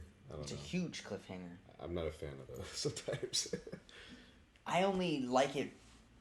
I went off there. If I have an idea of what they're doing, and with this, I 100% know what they're, obviously those characters are not dead. If anything, what's going to happen is we're going to find out, Echo, the series, is going to open with that fucking scene, and we're actually going to see it this time. She's going to shoot to the right of him, and then she's going to say, okay, we're going to do it my way. You have to do the impression. I mean, she's fucking badass, and she's not even talking. It's awesome. She could read lips too. That's what. Yeah. So it's all in her actions and her expressions. She's so good. She'd be. You know what? I would like to see her go up against Daredevil. In the comics, they do kind of have this chemistry together. I'm interested. The biggest team up I ever want we kind of got a hint of in Spider-Man, but I love when Daredevil and Spider-Man team up. So, oh yeah, always. Yeah. So I can't wait for that to actually happen. Like Daredevil's his guide. In a lot of ways, he's another mentor for Peter. Yeah. Even though Peter now has become like. Maybe that's what's going to happen. Since it's going to be an adult Peter, Matt Murdock is going to be his mentor for this generation. Yeah, but it's also very important for them to not give Peter a mentor at all. That's true. Yeah, he's just had one in every film. It's about him being his own person. Because Peter Parker is his own man. Yeah, this is what this next trilogy is really about. That was the beauty of Spider-Man. I feel like you don't even need to add other comic book characters from Marvel. It's interesting too because Peter Parker made a choice at the end of the first Spider-Man movie. He made a choice. He said it directly to Tony Stark's face. He said, I think I'll just stick to being a friendly neighborhood Spider-Man for a while. And then he doesn't get a chance to ever actually do it because bigger conflicts arise that he has to help, handle, deal with. Well, Far From Home wasn't his fault. It was like a vacation happening, and he was trying. He was always trying. I felt like he was always trying. The Avengers was before that. It was the end of the fucking world as we knew it, the end of the universe as we knew it. He had to fucking help. He had to step up. He had to be an Avenger in those movies, and he became an Avenger in those movies. But the end of this film, I guess we can transition from there. It's a perfect segue. We'll do Spider-Man. We'll do Matrix last, I guess. But the perfect, segue.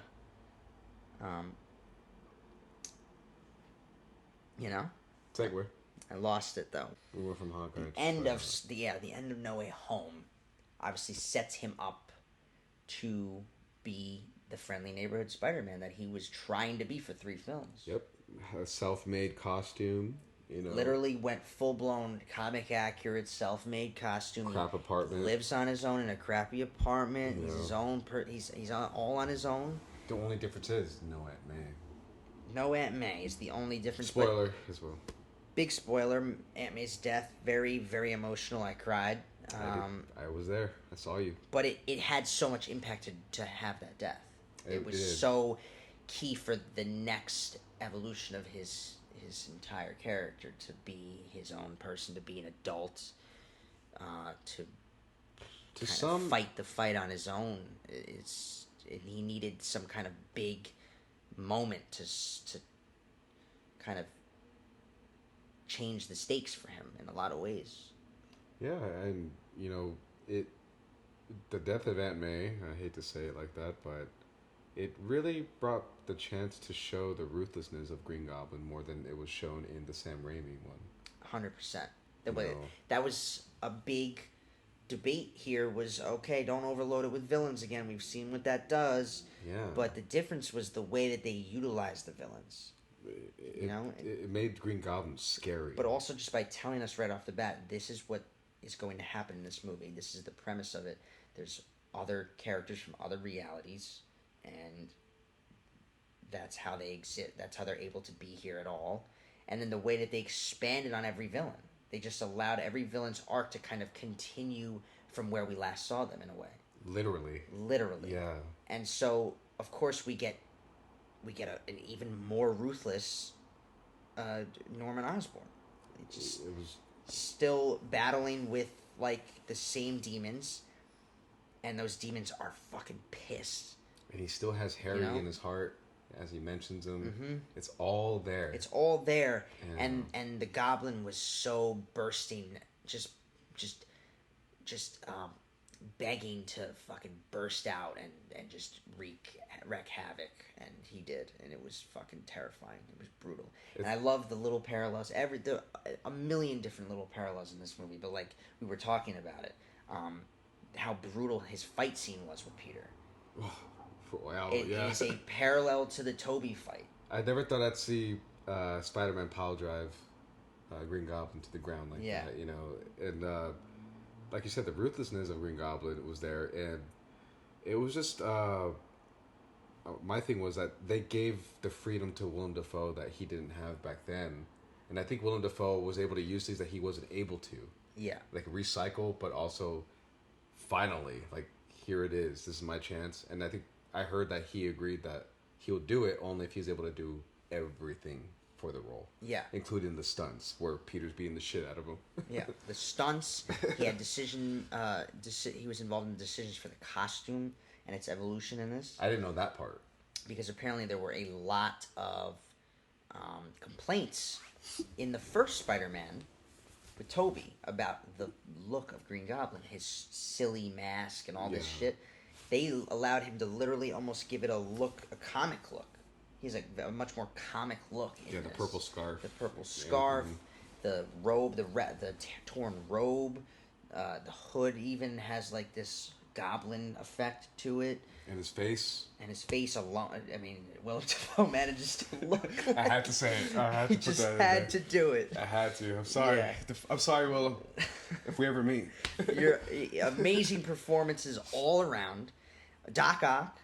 Oh, Alfred Molina back. Just picking up kiss on that. Picking up right where he left off, and then allowing not tainting his redemptive arc at all, but continuing it. So he literally has this same moment of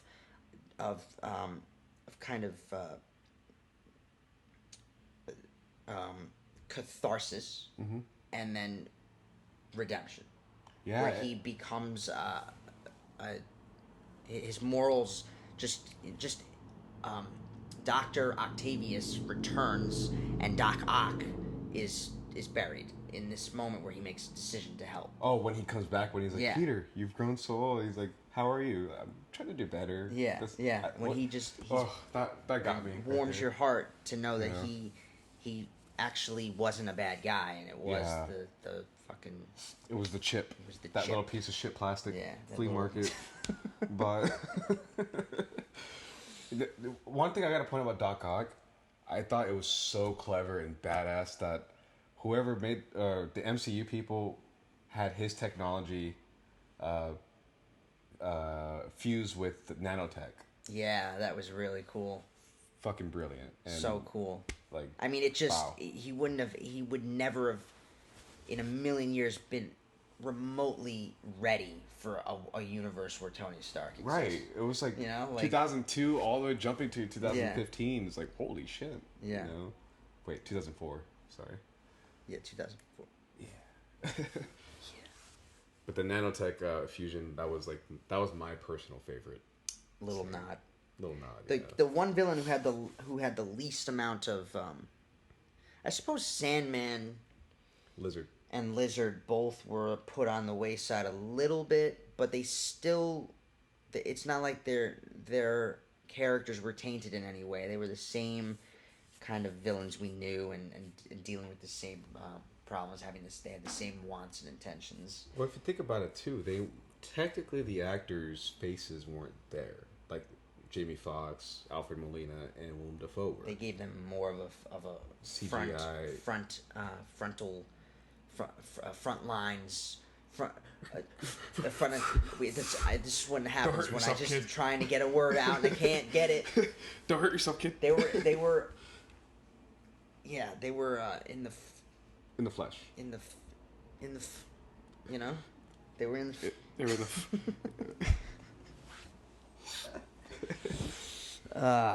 They were the three main villains of it, whereas the other guys were kind of just, and again, antagonistic forces. Yeah. Less, more than actual antagonists, especially considering. Flint Marko is another very conflicted, empathetic villain that is not full-blown bad, that we can... No, his daughter's sick. Exactly. So his intent does not change, and in fact, they allow him to have a resolution for the character. They give the character a resolution. They did that for every character. That's why he was acting like, you know what, I'm just here to get shit done. Like, I just want to go I just want to go home, you know? Yeah. Like, yeah. Maybe that's what the movie should have been called. Sandman. Trying to go home. Or I want to go home. Yeah. Sandman, I want to go home. Even just Spider-Man, I want to go home. I want to go home. Yeah. Everybody just wanted to go home. Always home. Always. But that's a play on the title.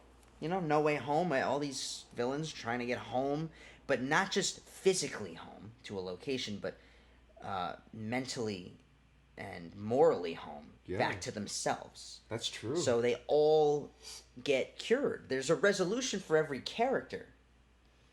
Every single villain. That's what they said in the movie as well, right? Yeah. As they were working on the technology for each. Yeah. Yeah. Wow. It was really a very clever way to play with multiple villains. It worked. That's another thing you just brought up right there. I think we should point out how Tom Holland's Peter Parker, I felt like his Peter Parker was a little more intelligent than the last two on how he came up with... Now, do you think that has anything to do with him existing in a world where he was mentored by a lot of different people, especially Tony Stark? Yeah, that's true. I didn't think about that. Because Tony Stark, for him, in a lot of ways, was the Uncle Ben persona. A father figure who was killed. Though I'm looking forward to seeing the third Uncle Ben in this TV show coming up. Oh, yeah. I'm anticipating. I'm sure. We never get a hint that there's ever an Uncle Ben for his Peter. In a lot of ways, it's like he never had an Uncle Ben. In a way, yeah. It's coming off as... May May was perhaps married to a Ben, but that Ben died before Peter was even adopted. Or maybe they were trying to make Happy the next Ben, but they couldn't do it. Yeah, in a way. Who knows? But in a lot of ways, Aunt May being just this powerful single mom figure all around. Yeah. She was mom and dad to that kid.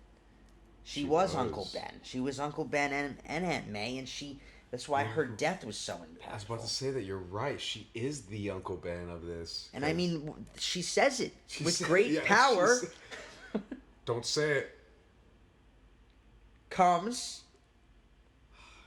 great responsibility.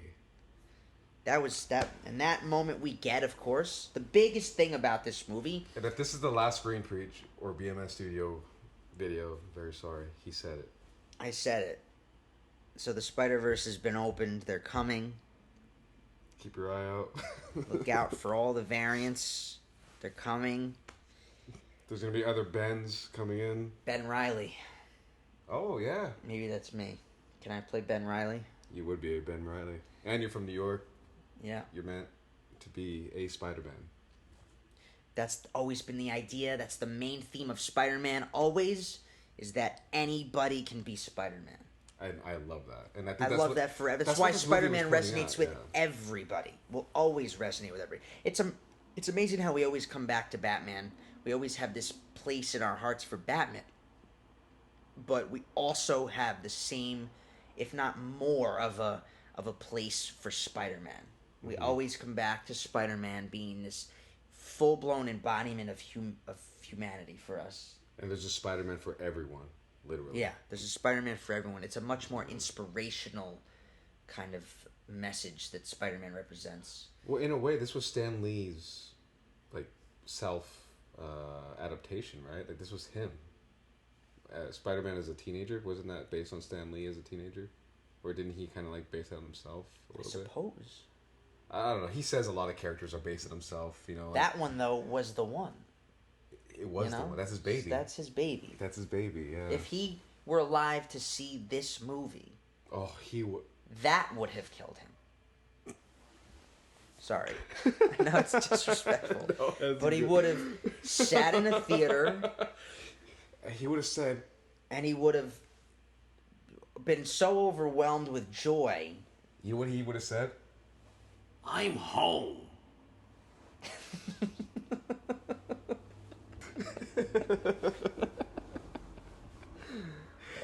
Stanley went home. He had no way home until he saw that. Rest in peace, Stanley. Rest in peace. Yeah, you know, that's no disrespect on that one. Obviously, Spider-Man No Way Home is big because it was the live-action Spider-Verse movie. So, Tobey Maguire, Andrew Garfield both return, and not just as cameos. They're in the movie as full-blown characters with, like the villains, resolutions for their arcs in a lot of ways, but also left open to the idea that you could see the characters again if you wanted to. There's been a lot of buzz about, like, potential Amazing Spider-Man 3, potential Spider-Man 4. Because Morbius supposedly nods Andrew Garfield's Spider-Man, if you look at the trailer. Mm-hmm. So, I would like it. I would accept it. And if you saw Venom existing in one of the realities, which one would it be? Ooh. You know what? It has to be Andrew. And here's why. Okay, let me see. They kind of line up more for me. Okay. You know, the actors line up more for me. The chemistry of the actors, I could see it. Are you going by age? Going by age, but also going by just relevance of the actors. You know what I mean? Like the more current, relevance. But why Andrew's Spider-Man? I don't get it. Why the biggest thing is we've seen Tobey's Spider-Man interact with the Venom, have the black suit. It would just be... I would not expect that, trust me. So let's leave that out. I was thinking Tom Holland or Andrew Garfield, because you're right. Tobey already had his Venom. All right, well then that's a harder decision to make. Exactly, because we already had Venom with Tobey. That's his Venom, right? Which I'm glad we got it. I'm grateful. We'll leave it at that. Honestly, I still see such a chemistry between Andrew Garfield and Tom Hardy. I really do. Not that I don't think Tom Holland and Tom Hardy could have chemistry. They 100% can. You know, maybe the age thing does matter a lot then, because Tom Holland's still young. Can we get half and half, maybe? Well, the post-credit scene of Spider-Man No Way Home. I was about to say that. The first one is of Eddie Brock, Tom Hardy's Venom. He's in Reality 616. We're gonna call it that, okay? MCU is 616. He's in the MCU for a minute. He's having a drink at the bar. Him and Venom, they're chilling. They're trying to figure out what the fuck's going on. They were pulled in from Doctor Strange's spell. And as they leave, a piece of symbiote remains. Is it symbiote or symbiote? I have no fucking clue. I think it's symbiote or symbiote. Symbiote. You can say it either way, guys. That remains, which means if we wanted, we could get Venom interacting with Andrew Garfield's Spider-Man in their reality, assuming they exist in the same one. And then we can get black-suited Spider-Man in the MCU with Tom Holland. And we're getting Secret Wars soon. So Secret Wars means the debut of Black Suit Spider-Man. Aha! And there's the full circle for you. Other loves are like triangle, have the edges, but this one is a circle. Is that your Jamie Kennedy impression? No, that is my I now pronounce you Chuck and Larry quote. Oh, you had a marriage. Oh, I thought you were talking like Jamie Kennedy. It's a circle. But yeah, so that's true. Secret Wars, when it exists, it will exist in the MCU. Yes. So that is probably why they even hinted at it. Mm-hmm. You know That's what I mean? True. That's yeah. why it would be in the MCU, that hint. Because the symbiote, it replicates itself after Spider-Man when it goes to Eddie Brock. That's how it gets the symbol. So that could explain how Venom gets the symbol instead of looking like a naked symbiote alien running around like the way it does in the Tom Hardy Venom. Yeah. You know? Yeah. But those who... I think you should mention that that people should watch Let There Be Carnage before seeing No Way Home. Well, you should now be watching anything Sony makes, as much as it can be unbearable sometimes. There you go. That's a better way to say it. Yeah. Unbearable indeed. Let There Be Carnage was not good, in my opinion. It was disappointing. It's not that I didn't enjoy parts of it, but it was disappointing all around. Actually, that's another thing. I haven't seen you. I watched that as well. Okay. I watched it thoroughly. I watched it before, but I actually watched it thoroughly. And what did you think after of it? No Way Home? And what did you think of it? Dragged very badly, but another comic book little throwback here for people. Maximum Carnage is my favorite Spider-Man story arc from the comics. Okay. And that series was basically thrown into it like a little pool, and you're just like, yeah, all right, throw this. You know, Woody Harrelson, great Carnage. I do agree with that. They should. I hope they bring him back somehow. And if they throw in a Spider-Man, hopefully it's still Woody Harrelson as Carnage and Tom Hardy as Venom. And yeah, they're missing so many too, because if they had Spider-Man, they could have had different characters as well. And Shriek could have had more of a motivation from Let There Be Carnage. Because she would have worked with Doppelganger, which is a four-armed Spider-Man monster thing. Mm-hmm. And then there was also another Goblin, which is called Demo Goblin. Is that Ned? That's not Ned. That's another thing. Oh, we should talk about that. The big fucking tiny little nod to that? All right, so what did he say? Go ahead, I'll let you. Yeah, he was like, I promise I'll never betray you and try and... I'll never turn on you and try to kill you, right? Yeah, and I was the jerk that talked during the movie because I was excited. I turned to Ben, and I was saying, Hobgoblin. Yeah, because Ned leads in the comics. Ned leads in the comics, becomes Hobgoblin. And there's different Hobgoblins, but he is one of them. One of them. And, yeah. So Ned freaks out because he thinks, oh, shit. And the fact that it was Green Goblin that told him that, right? Who told him that there was... No. It was one of the Spider-Mans. It was one of the Spider-Men that told him, right? Toby. Was it Toby? He said, do you have a best friend? And Toby was like, I did. So what happened? He died. Okay, so yeah, he was mentioning... After he tried to kill me. Because Harry Osborn does become Green Goblin in the comics as well.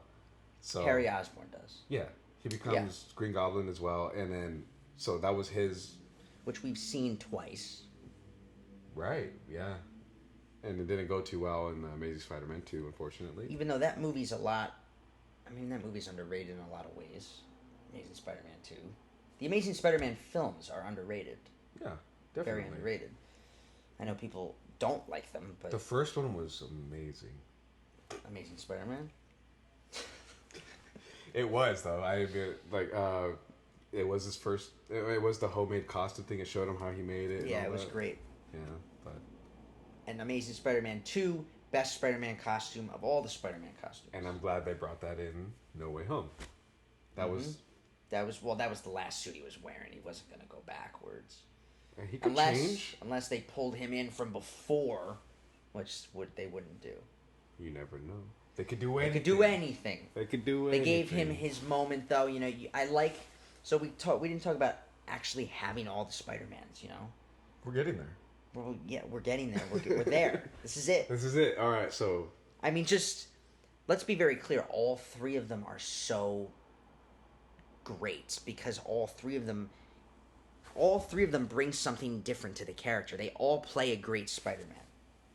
Yeah. I think some of them play the Peter Parker character better. Some of them play the Spider-Man character better, and then some play both, kind of. And I think I know who you're talking in those three. Okay, go. Best Spider-Man, Andrew Garfield. Best No. Peter Parker, Tobey Maguire. No, the opposite of that. Opposite? Yeah, Andrew Garfield's the best Peter Parker. Really? Yeah. Tobey Maguire's the best Spider-Man, and Tom Holland's the best of both. I know Tom Holland's the best of both. Yeah. I figured that part. Yeah. Okay, real fast, before we go further on that one, when it comes to the Venom being connected with any of the Spider-Man, I'm not going to answer it yet, actually. I'm going to take all my answers back on that, because now we're getting adult Tom Holland Spider-Man kind of thing. Yeah. And with that homemade costume thing. Yeah, it should be Venom with Tom Holland. That's what I'm just going to not... I mean... I don't want to support it. Technically. But that's why I was saying maybe he just black suits. Yeah, that's true. Because we got Secret Wars coming up. So. Yeah. Okay. But anyways, But they all bring something different to the character. Yeah. And they allowed all those differences to play a role in the chemistry between them in every scene that they're in together. Yeah. You know, and they, you know, it's like any Into the Spider-Verse kind of storyline where it's Peter Parker at different ages in a lot of ways. You get Peter Parker as a teenager, as a 20-something is with Andrew Garfield, and as an older man with Toby. So they each have a bit of wisdom or knowledge or skill or something that the other doesn't, right? Or in the case of Tom Holland, intelligence. Yeah, that showed completely on that one. But they are there in this kind of mentory kind of role for our Peter, and it really shows. Like, and the fact that those characters feel like they've existed all this time since we've last seen them. So their arcs have continued. They've been going through things the whole time. Toby and MJ are still Toby and MJ. Peter and I'm going to say their real names. So it's easier to Toby's. I get it because that is the first and only MJ Peter 2. Had. Peter 2, Peter 3. That's right. I love how it's Peter 3 because he's the most underrated. Everybody always gives him shit. That was the second nod to that meme when there was all three of them. Yes, which they give us that moment. I love twice. That. Peter. Well, great. Beautiful. But Toby and Toby's Peter and MJ still dealing with problems. Andrew Garfield becoming like this very hateful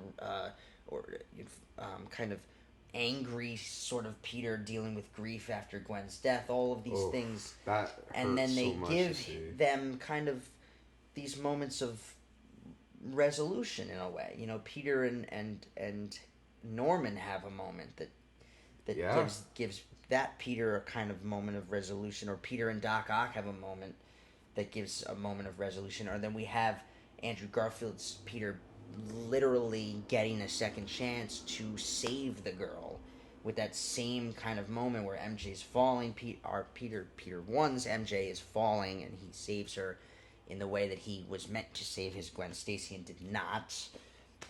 All resolution for these Peters that just it was so beautiful, just so weaved together, so fucking. It's like they can close their own book. Yeah, they can, but also if they wanted to. If they want to continue this event that they all had to come together for, this moment of crisis that they all had to come together for to help stop tragedy from occurring in the multiverse or whatever it is, it allowed them to maybe close a book on one chapter of their life and open another. They can move on, any of them. We see our Peter move on. He becomes more adult. He becomes more... he finally becomes friendly neighborhood Spider-Man. But the other Peters, too, they can move on and figure out what kind of Spider-Man they're going to be going forward. They can. And they can exist if we want them to. In Amazing Spider-Man 2, there was a deleted scene, obviously, for that ending when he meets his dad again and everything. Do you think that was going to be... Does that connect to this Spider-Man? Or is that completely a separate, alternate ending? I wasn't very clear on that one. That's why... I don't know. You know what I mean? It seems like it's been forgotten. Right? Because I remember that was a big deal for a bit. But anything that they decide to do focusing on Andrew Garfield's Spider-Man, they can do whatever they want with. Like, you think that he still has some time to kind of throw something out there? Yeah. I would like to see that too. You're right. Yeah. But connecting with Venom, we'll see what happens. And then there was Benedict Cumberbatch as Doctor Strange. Ooh. It's amazing how many people are in the film, right? It's hard to keep up, or not keep up, but like to talk about. But he was great. He's always great. He was actually one of the main people in the movie, so yeah, he was a main character. If it wasn't for him, none of that would have happened. And he's probably the one character you expected to have more of a... There was less depth for that, for him in this film. It's not a film about him. No. So he's not going to go through any significant change. Although, in a way, that's the beauty of the MCU. This is going to connect to Doctor Strange and the Multiverse of Madness so directly that he's going to realize the consequences of his actions really do have more weight than he could ever imagine. And he realized it in this film with making the kind of decision he did to help Peter with something so extremely drastic. Because they opened so many gates, like... Insane. You know? That I think he already, in a way, has realized. In Multiverse of Madness, he's going to realize the consequences of these actions, to meddle with time or reality or anything. Yeah. And it's going to fucking backfire on him in his next story, where he will go through significant change because he will be dealing with a huge crisis that is directly connected to him. He's the main character, of course. Wanda Maximoff is also a second lead in the film, so in a lot of ways for her as well, it'll be a Strange Wanda got film. snapped, right? He did. Okay. Yes, he did. Wow. I do believe Wanda did too. Yeah, she did. So that they'll have that in common. That's crazy. Yeah. But it's interesting because I feel like they're doing a little fuckery with us right now, Marvel. Oh yeah. They showed the trailer and they made it seem like they did this little voiceover where it made it seem like he's talking about his consequences from Spider-Man No Way Home having an effect on Doctor Strange. He was talking. I don't buy it. You don't think so? I don't think anything with Spider-Man No Way Home has anything to do with what's actually going on in Multiverse of Madness. This is something else entirely. This is something huge. This is something big. But do you think Doctor Strange... Because they resolved the problem in Spider-Man No Way Home. The problem they caused in Spider-Man No Way Home, they also fixed. So I don't think there's anything going on in Multiverse of Madness that has to do with that actual spell. But you don't think that him opening those portals and seeing, like, for example, the silhouettes we see of literally all villains... I don't think so. I think there's something bigger going on in that film entirely. I think it's something totally... I'll say it again. All those silhouettes that you saw of the villains... I know, but they fixed it. Did they? I just don't... I think it's a misdirection by Marvel. What's actually happening in Multiverse of Madness is some bigger multiversal thing that we're going to learn about in the movie. Oh. Because I thought Loki directly connected to Spider-Man No Way Home. I thought the reason there were characters from other universes coming into this one was because of what Loki did at the end of Loki. And it turned out to not be that. It turned out to be its own thing. just like that, Multiverse of Madness will be its own thing. Something's going to happen in the beginning of the movie that he does that causes this fucking big thing in the movie. Holy shit. So, Loki, you think will not connect with Multiverse of Madness at all? Or... Well, I can't say that. I just don't think Spider-Man... obviously that... connects But, with I'm sorry, I kind of got off there. So you don't think it's going to connect with... it can, but... It can, but I'm not 100% sold on that. Yeah, that's true. If anything, what happened in WandaVision directly connects. Because Wanda manipulated reality. She did something that... Yeah, Another story that you forget about that hinted at the multiverse before we had it. I forgot about that. Her powers can literally fuck with reality. Can fuck with the fabric of reality. Therefore, she probably can literally open portals to other fucking universes. Oh. You know what I mean? Like, that's true. She fucked with reality to the point where maybe what she did in WandaVision is what Stephen Strange is cleaning up in Multiverse of Madness. Like, something like that, maybe. So that's why she's involved. She's in it. She's in it. She's literally the second lead in that movie. She's as big of a role as he is. What was the villain's name in WandaVision? The chick? Agatha Harkness, who is getting her own series. Is she going to be in Multiverse of Madness, you think? Interesting about this. I think she might come out. I think so, too, because Strange has a villain. Sorry, I forgot her name. Strange has a nemesis. Mordo from the first Doctor Strange. Right. Who, in the comics, I believe, teams up with Agatha Harkness. Wanda's nemesis. You know, I lost track with Doctor Strange comic arcs, so... I can't say all anything I'm saying on is that. it's possible. All I'm saying is it's possible. It would be great, though, and makes sense, right? Mm-hmm. Yeah. Mm-hmm. Is Dormammu still alive? Nah. Maybe. I think he is. You never know. He's the devil, almost, man. But anyway, we're 2 hours in. Ooh. So we will move on to the Matrix Resurrections.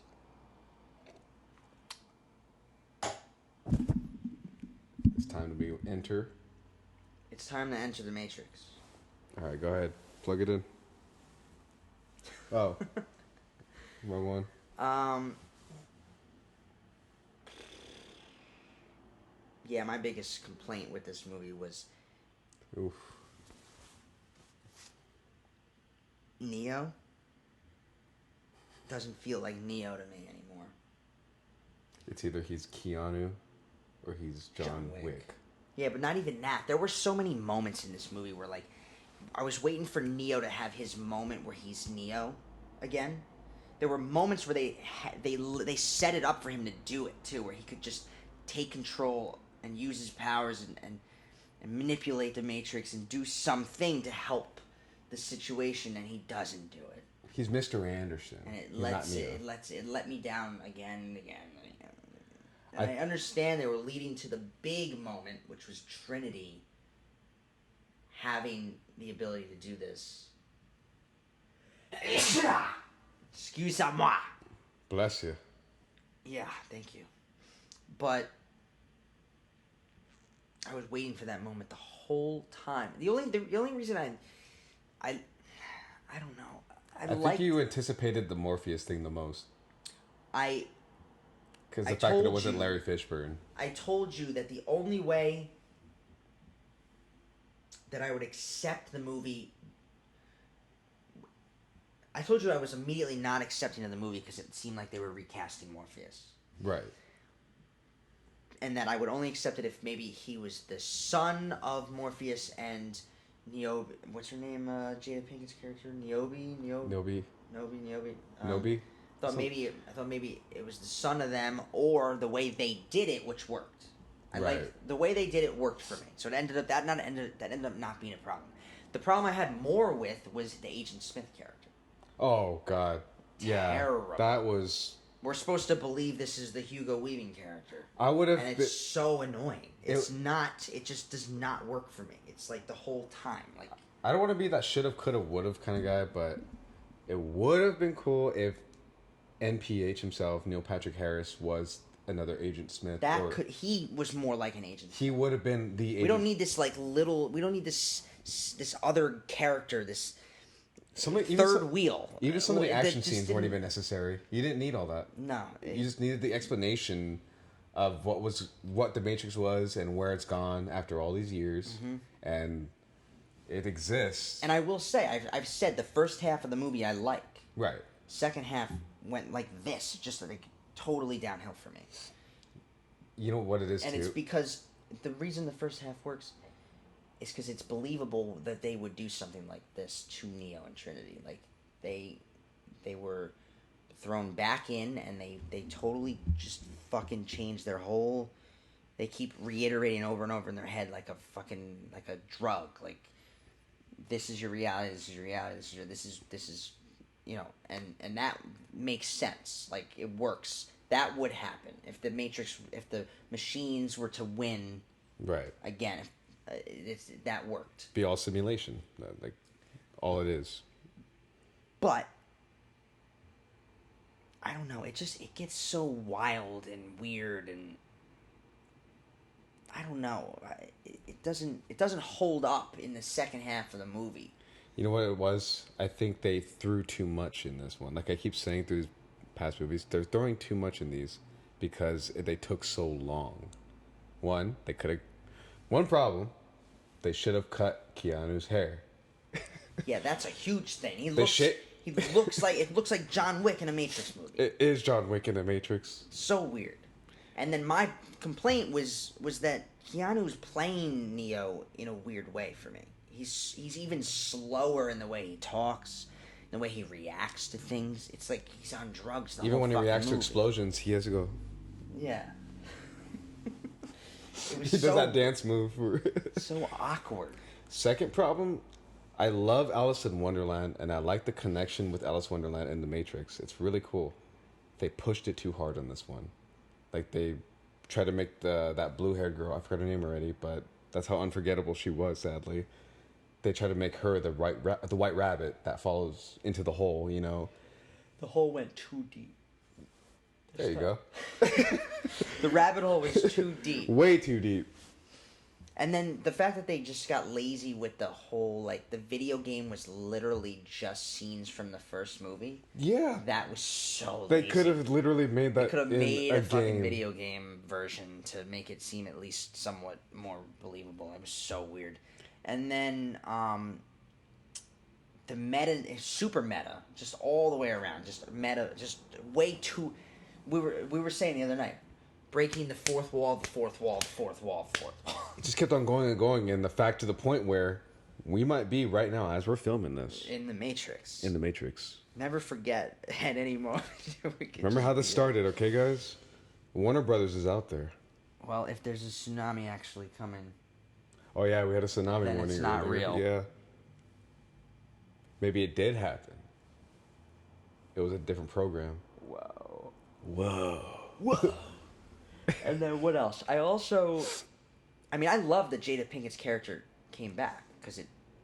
See, that's what threw people off though, because a lot of producers. I didn't say that I liked where they went with the character. I liked that she came back. And was this presence of, like, authority because she is a veteran of the whole war, and we've known her from past films. I liked that. But she literally became what she used to fight. Right. You know what I mean? Somebody else said that to me, and I'm just reiterating it, so I don't want to take credit for that one. But it's true that, like, she literally does. She's like, they want to fight, like, rebels, and she wants to kind of punish them for it. True. And she wants things to she wants life, you know, like how with the fruits and all that and the gardening. I feel like she really wanted to bring what reality really was, or as they saw it, because after the robots or nanotech things took over, things literally everything synthetic. Mm-hmm. And I think that whole scene right there was the nod to the steak in the first one. Mm-hmm. Was it real or not kind of thing. Yep. That was a great scene, I admit. You're right. Yeah, there were some sequences that I really There was enjoyed. nods. A lot of nods. But then it was also the fact that I didn't feel 100% of the passion and the heart in this. Oh, no. No. And a big part of that is the studio was pushing this so hard. This I always said. Remember, I said this to you a while ago. The Matrix Resurrections to me is a money grab. Right. And that's it. And to learn what I learned, of course it's a money grab. The studio apparently was going to make a Matrix 4 without the Wachowskis, one way or the other, regardless, they were going to make it. So the Wachowskis are like, well, you're not making our movie without us. We're going to at least make the movie. But they didn't want to make it. So therefore, the passion is not there. You can tell, you know what? Now that I think about And it, it wasn't even both of them either. It shows, though. Towards the end, you could tell that Warner Brothers wants them to kind of end it where there could be another one. Mm-hmm. This should have been the conclusion. This and you don't feel any resolution. I don't. You don't feel any resolution. Nothing was answered. It is as open as the third one was. Yeah, it was basically Revelations. Wow. Just you narrowed it down there. Yeah. Just flying off together. So who was the one? 0.5. Boy, yeah, that's right. So they're both the one now. They're both the one. So Trinity's 0.5. And Neo's 0.5. So together it makes 1. Together is 1. So the next Matrix would be called the Matrix Squared. I did appreciate that one line where it was like, she believed in me. Right. You know, I didn't believe I was the one until she believed in me. So this reverse effect of he believed in her and then she was able to believe in herself. It was okay. Yeah. I wasn't totally upset, but I don't know. I just never got the Neo moment either. It was big for me to get that. I never got the Neo moment where he really breaks free from these shackles the Matrix is holding on him the whole fucking film. I mean, even when he's finally accepting of the truth, he just, if that were true, why isn't he who we knew him to be? Is he so fucking fogged down from what they've been feeding him all these years? I just don't get why he didn't have his moment. Well, he would have been, if they didn't know what to do with him when they reawakened him from that little chamber, I forgot the name of it, but I think that he would have died right away, of course, but if they didn't know what was going on, he would have been stuck in that reality, obviously, of the video game creator kind of thing. I didn't like that. It was very weird. It was so confusing because of so he's reawakened. Was he dead from the third one? Is that how it ended? No. That's what I'm saying. Like, it's so strange. It doesn't. That's why you told me, or as we agreed, that you could just watch the first one, jump to this. You can watch the first one, skip the other 3. Yeah. As far as I'm concerned. Or wow, you could even skip this one. But that's what I'm saying. I've always felt the Matrix. I kind of went off there a little bit, but the Matrix, the first Matrix, is a masterpiece. It is one of the greatest films ever made, and you don't need sequels to it at all. That's the best way to put it. Then. That is it. That's it. It could have just ended with Keanu flying. And I mean, the Wachowskis literally. It was so personal a film for them. It was so profound. It literally was an embodiment and a representation symbolically of of what your reality is and who you really are and your identity. I mean, they're trans. Like they felt trapped. They felt trapped by the norms of society. They didn't feel like reality was what it actually was to them. You know what I mean? So that film was like a full-blown expression of who they really were.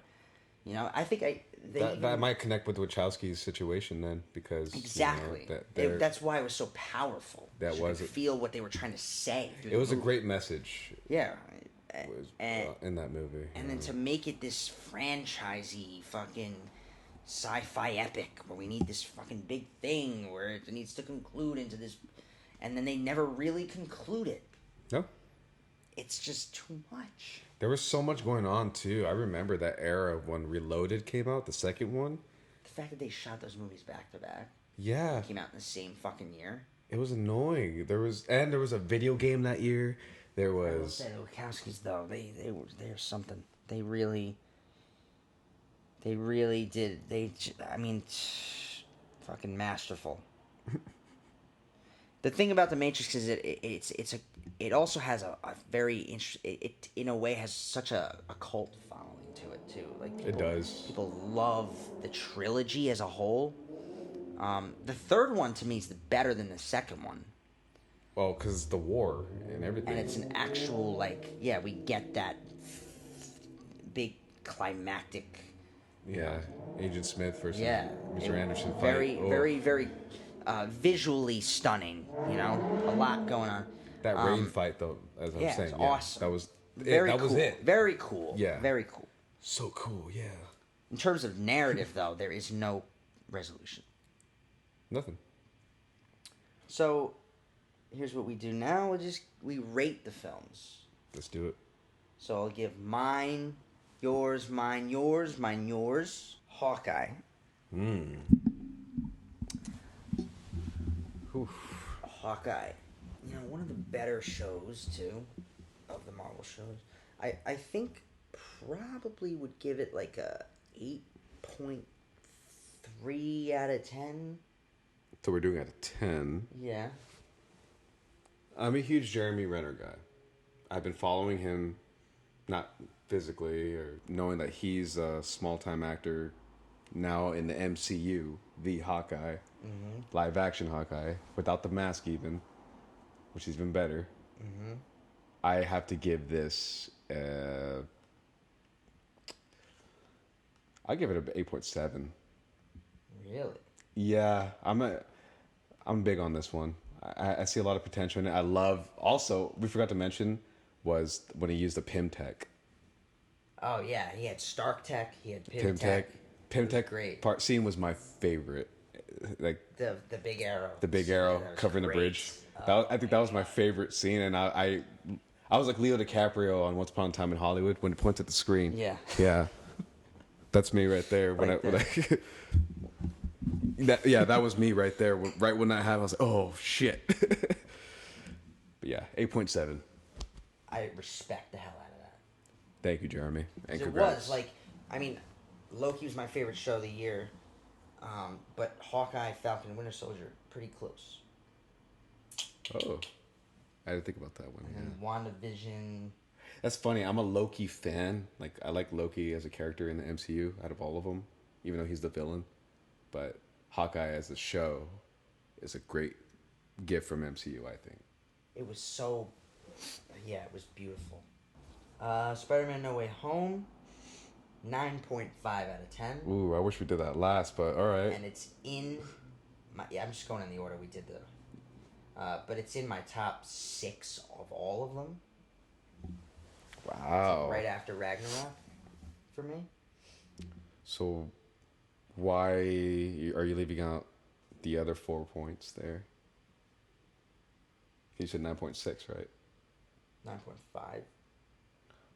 Why are you leaving out the other 5 there? 0.5. I don't Where's know. 0.5 at? What's wrong with it? What did it do to you? I don't know. What was the issue you had with No Way Home? Did you have one? The only issue I ever had with that movie was that it wasn't believable that Doctor Strange would be stuck as long as he was at the end. That's a very good answer. I love that sequence where he ties him up. You know what's better than magic? Math. But I don't believe that he would be stuck there that long. I don't know. I didn't hate anything about the movie. I have to give it a 9.5 because the movies above it have higher ratings. That's the only reason. That was a good answer, though. That was a great answer, though. Ragnarok, has a 9.5 or 6 for me. Then Winter Soldier, Black Panther, Endgame, Infinity War. Like, they just, I don't know. I can see Jeff Goldblum here right now. Like, yes, of course you like that with his little finger. Yes, you like Ragnarok, don't you? And what about you? I give Spider-Man No Way Home. I'm gonna give it a 9, just a flat 9. So where's the other 10? Where's my 10? What's the reasoning? What did you not like about it? What are you saying? Okay, all right. Since I've been talking this whole time, I've been jumping from comic to screen, right? Right. And as you know, I'm a big Maximum Carnage fan. I did like that they're like even the silhouettes of the villains. I like that there is a chance to bring these villains in and accurately, but it sucks that kind of proves that we're not gonna get them, because that's the closest we're gonna get, and that's disappearing. They've made those universes disappear, and everybody's back in their own worlds. I don't think that means we can't ever. Well, I mean, like, see them. Tom Holland's gonna get old, like, you never know. They take forever to release these movies. Tom Holland said he'd play Spider-Man until he can't walk.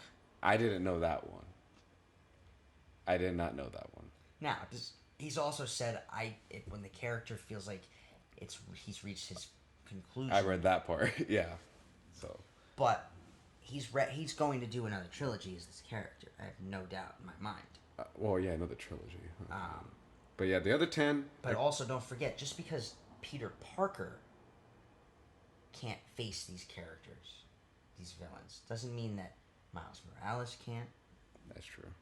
Or a variant of Peter Parker again, if they wanted to.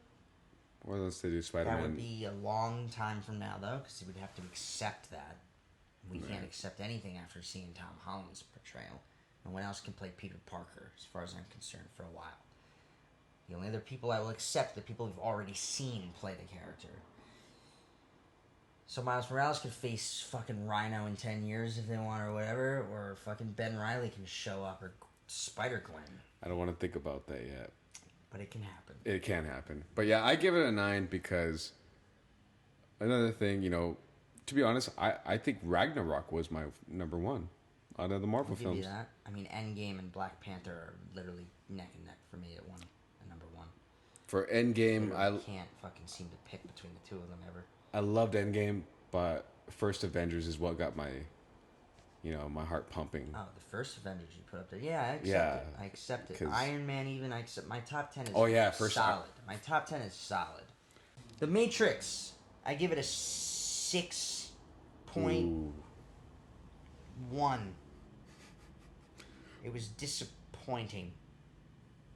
Where's the other 4 points? Where's the other fucking 4.5? Yeah, where's the other 4.5? 4.9, 4.9. What about you? Oof. That's a hard one. I'm gonna give it the red pill. No, one pill makes you.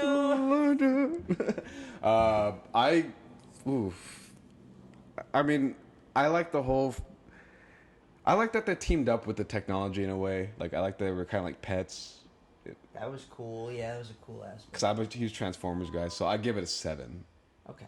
7, but the rest of it, yeah, I was really hoping that we'd get some answers here. We could close that Matrix storybook. Yeah, 100%. Yeah. So. All right, and as usual, we do our segments to wrap up the show for the week, for the whatever. This won't come out for a little bit. Is this where we sing? This is where we sing. Yeah, this is where we're gonna sing. Okay.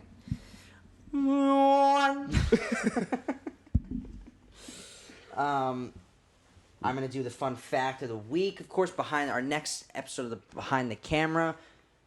When I do it, you don't say anything. And then our poll of the week, our question, our debate, and then we will wrap it up. So since the Matrix Resurrections was one of our topics this week, let's go behind the scenes of the original Matrix. The mind-bending, game-changing masterpiece, The Matrix. Did you know that The Matrix was actually originally conceived as a comic book? Both Lana and Lily Wachowski were actually writers for none other than Marvel Comics themselves. And maybe this had a lot to do with the skepticism the studio had to let the sibling duo direct the film. Because they were unexperienced directors, they decided to prove themselves by actually making another film first called Bound. And it was actually pretty successful. They immediately convinced the studio they knew what they were doing, and they allowed them to direct the film. Also, the movie is color-coded. Everything that takes place in the computer world of The Matrix has a green tint, while everything in the real world has a blue tint. But if you just take a second to look, you probably notice that. There are many cool facts like the Wachowskis wanting the actors to brush up on philosophy or who the sunglasses were actually made for and how they were custom made. But when we talk about The Matrix, it's hard not to bring up the iconic bullet dodging scene. Yes, there's a cool fact behind this. How can there not be? Well, it turns out the special effect used for the stunt was conceived and created specifically for the film. It was made using a rig that contained 120 individual digital still cameras and 2 film cameras. The still images were carefully put together to create the shot frame by frame amazingly. Which pill are you taking, red or blue? I will forever love this film. Our debate this week is, I guess, to keep it themed and to keep it simple. I couldn't really think of one. This also gets posted. Who is the best Peter Parker mentor in the MCU Spider-Man trilogy? I'm sure everyone is going to pick Tony Stark.